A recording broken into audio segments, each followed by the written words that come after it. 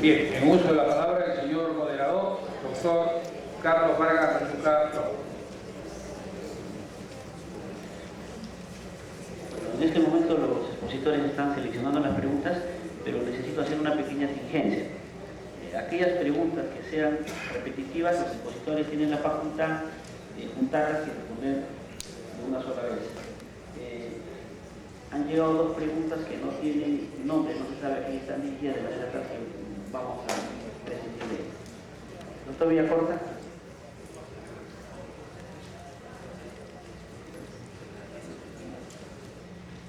La primera dice más o menos así, dice: dentro de un proceso de nulidad de despido, el juez debe ordenar el pago de las remuneraciones caídas, o hay que iniciar otro proceso laboral necesariamente con la 26636. Bueno, esta es una pregunta de alguien que no tiene algún tipo de precisión. Fíjense, dice: en un proceso de nulidad de despido, la nulidad de despido o impugnaciones tiene que ver necesariamente en su origen con el despido nulo. Y lo que preguntan es: el juez debe ordenar el pago de las remuneraciones caídas. Hay una diferencia entre en doctrina, por lo menos, lo que es remuneraciones devengadas y lo que es remuneraciones caídas. Algunos lo toman como sinónimo, pero hay una pequeña diferencia. Las remuneraciones devengadas es lo que devenga después del despido. O sea, me despiden en esta fecha, yo comienzo a litigar, pasa el tiempo transcurrido, me reponen. Esas son remuneraciones que han devengado después del despido. Hay otro que cuando tienen un contrato a plazo fijo y, por ejemplo, señalan y dicen: te contrato por un año, pero te ceso, vamos a suponer, al 7º mes, y si no he pactado nada, las remuneraciones caídas es lo que falta del momento que lo estoy despidiendo hasta el momento que tenía el contrato. Entonces, aclarar esta figura, el proceso de la ley 26636 o la nueva ley procesal del trabajo es indistinto, depende dónde se encuentre el proceso. Acá lo que dicen es que en una nulidad de despido, en un proceso de nulidad de despido, se debe pagar las remuneraciones devengadas o esto. El parecer, aparentemente, de ambos expositores es que sí procede. La segunda pregunta dice lo siguiente: la demanda por despido incausado, es decir, sin motivación, no le dicen nada, simplemente lo cesan, puede ser un despido de hecho.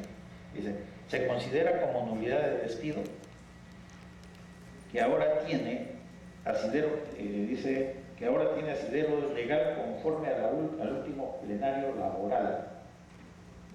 Yo diría que no tan así, o sea, hay que tener en cuenta lo siguiente.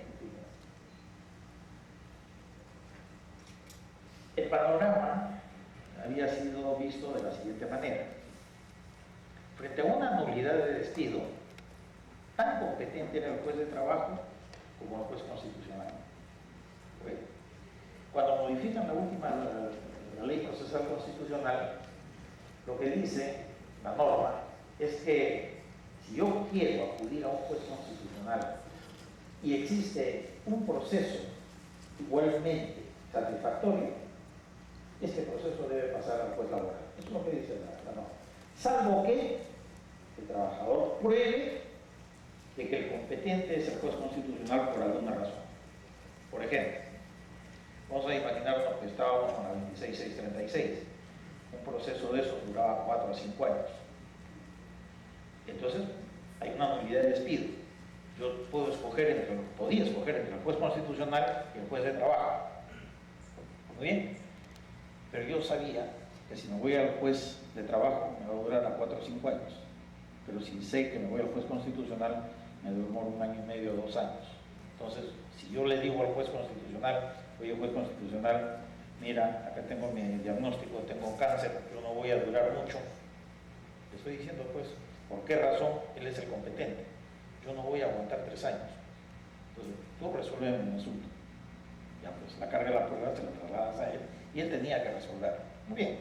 Entonces, hoy día los jueces de trabajo son competentes, al igual que los jueces constitucionales, a conocer todo tipo de despido.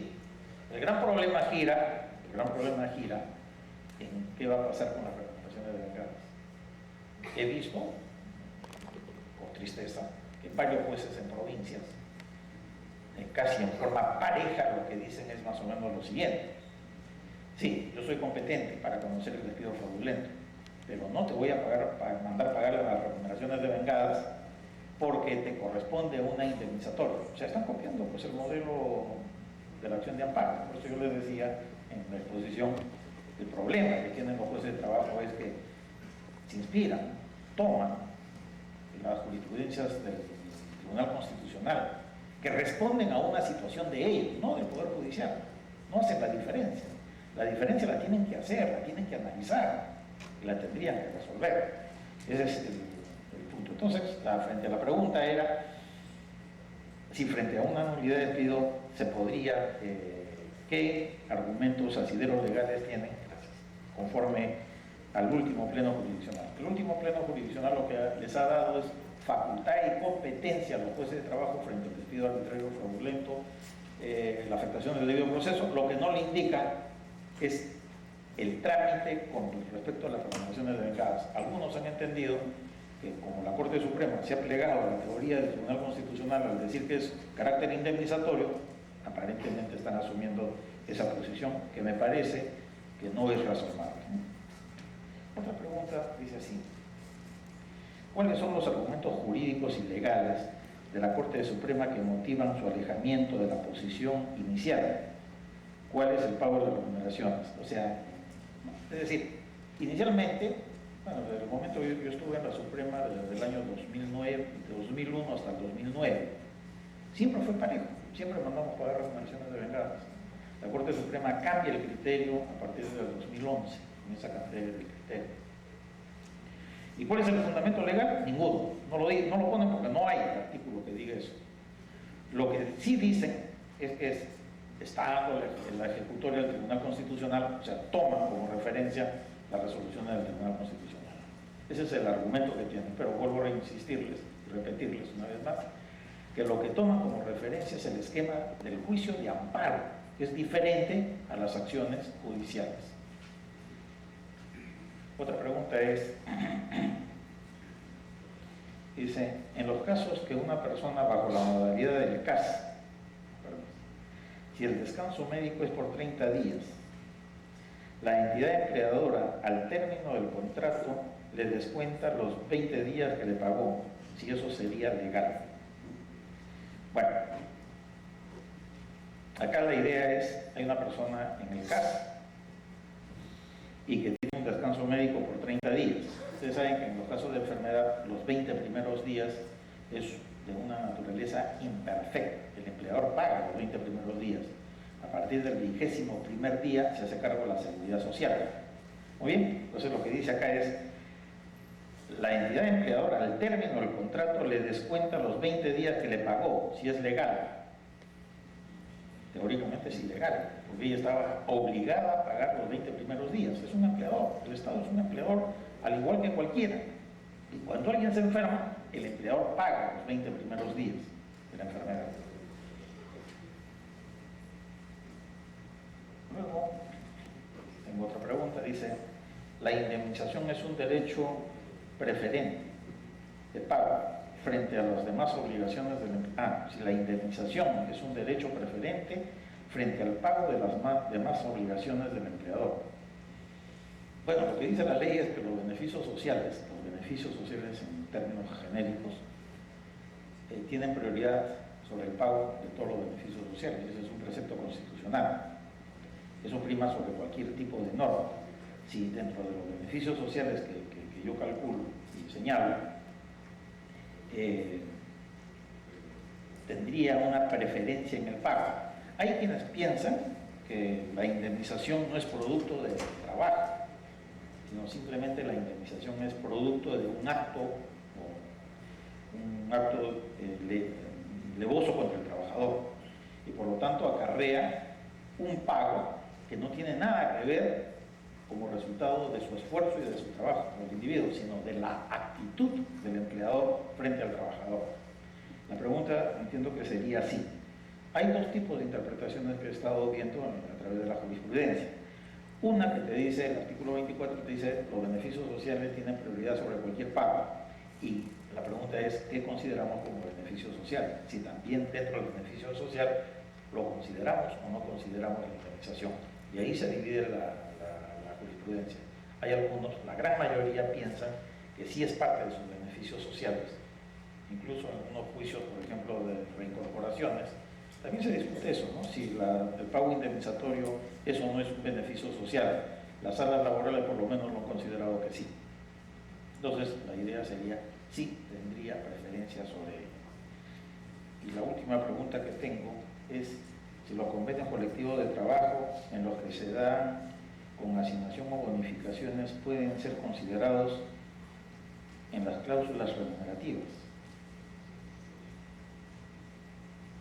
Bueno, esto tiene que ver mucho con un esquema que lo iba a desarrollar, lo tengo que desarrollar en la segunda parte, porque en esta primera parte solamente he venido a suplir al doctor Blanco. Pero bueno, hay un sistema piramidal que desarrolla el Tribunal Constitucional. Y te hace, la pirámide en el Perú te dice, tiene 5 estamentos. Y te comienza a decir, en primer nivel está la Constitución, están las normas de reforma constitucional, los tratados internacionales que tengan que ver con los derechos humanos. En nivel 2 está la ley, y todos los derivados de la ley, como decreto legislativo, decreto de urgencias, ordenanzas municipales, etc. En nivel 3 están los decretos supremos, en nivel 4 están las resoluciones ministeriales, en nivel 5 están los pactos colectivos. ¿Okay? Entonces la idea viene a ser la siguiente. Te dicen, ¿qué pasa si yo en un convenio colectivo de trabajo me asigno una bonificación? Puede ser considerada esta como dentro de los cálculos remunerativos, depende de para qué quieren calcular. Yo simplemente les voy a decir algo. Recuerden ustedes que el artículo 24 de la Constitución, lo que te habla de la irrenunciabilidad de los derechos, solamente te protege los que están en la Constitución y en la ley. Y sí es renunciable los que están en nivel 3, nivel 4 y nivel 5. O sea, es renunciable lo que son los convenios colectivos. Entonces, al momento que yo pacto un convenio colectivo, puedo pactar los alcances de esa bonificación. Si servirían para algún tipo de cálculo, algún beneficio social o no servirían, porque esos derechos son renunciables y son limitativos. Bueno, ya me despido pues hasta dentro de un ratito, porque ahí sí ya me toca el tema que me habían preparado para el día de hoy. Muchas gracias.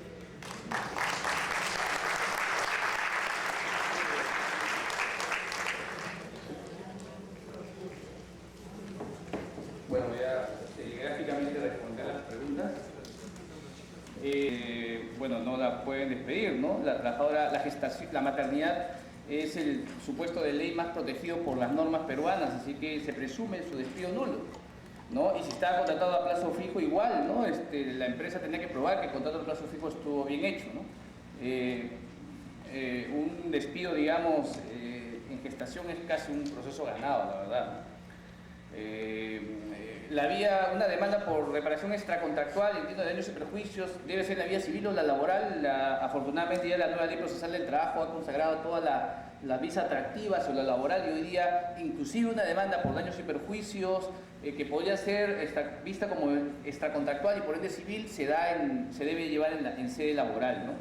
Las remuneraciones devengadas equivalen al daño emergente, no necesariamente, ¿no? Yo creo que son dos supuestos distintos e inclusive considero que se puede acumular a las remuneraciones de devengadas daño emergente, lucro cesante, etc. El abono de gastos operativos a los magistrados genera ventaja patrimonial. Bueno, si esos gastos operativos no están, digamos, no están controlados, ¿no? Si yo le doy viáticos por 1000 soles todos los meses, aun cuando esté de vacaciones, eso es remuneración, ¿no? En consecuencia, si bien hay una norma que dice que no es, bueno, esa norma es inconstitucional y un juicio, yo si fuera juez lo declararía inconstitucional, ¿no? Porque es de libre disposición, es contraprestativa, es claramente remunerativa, ¿no? Un trabajador es contratado por 3 años y es despedido y es repuesto.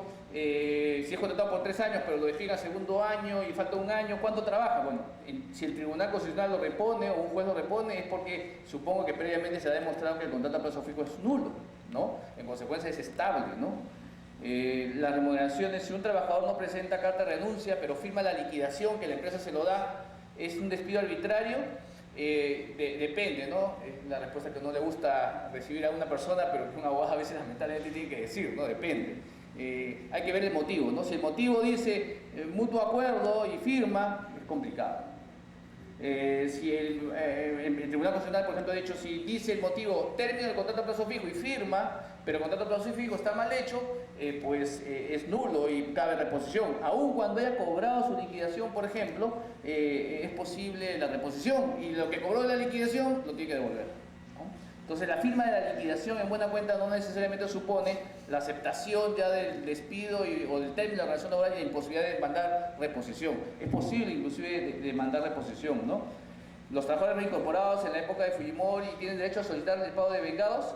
Entiendo que es lo de la tercera, cuarta, quinta lista, ¿no? En esos casos creo que no cabe de vengados, porque aquí la reposición se ha dado por una solución política, ¿no? No es que yo haya iniciado un juicio y gané mi juicio y luego hay de vengados, ¿no? Aquí lo que es una decisión política del Estado en reponer.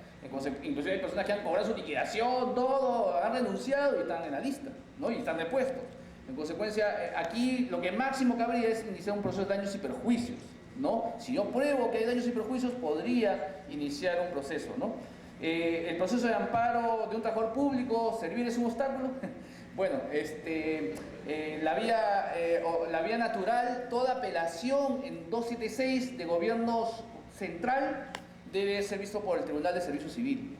En ese sentido es una vía natural, ¿no? Es más, el Tribunal Constitucional ha dicho que en la 276 hay que agotar la vía previa. La vía previa es agotar la apelación.